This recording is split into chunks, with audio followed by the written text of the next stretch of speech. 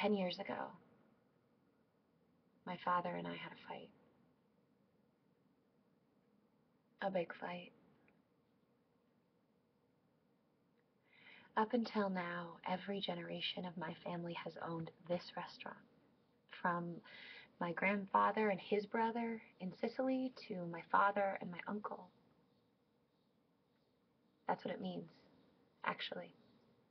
Fratelli. It means brothers.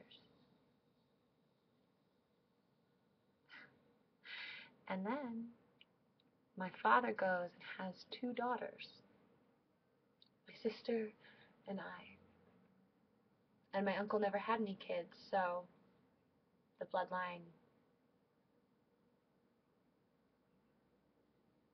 I don't think he ever saw us as successors of his restaurant. I don't think he was ever very proud of having daughters. A ristorante should be owned by a man, not women. Still, this was our favorite place. We were here all the time.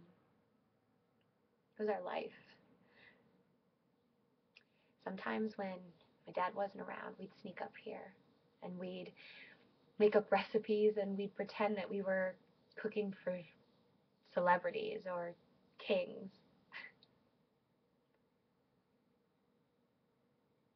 Back here we really found ourselves. So, years later, I approached my father with the idea of my sister and I going to culinary school. But he wouldn't hear it. It wasn't my place, he said. It was about time for me to settle down, find a nice Sicilian boy, get married, and pop out some grandbabies. He didn't get it. So without telling him, without telling anybody, I applied to culinary school. And I got in. God, I can still see the lettering on the envelope as I pulled it out of the mailbox. The Culinary Institute of New York City.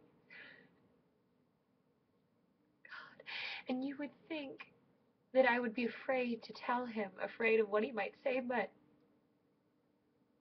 I was so sure. I was so sure that he was going to be proud of me.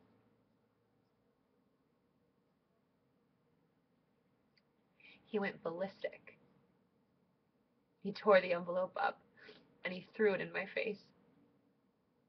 And he said, if you go, don't ever bother coming back. So that night, after we closed, I went into the office and I took the weekend savings out of the safety deposit box. And I walked out of the kitchen door with my acceptance letter and $8,000 in an envelope. And I didn't even say goodbye to my sister.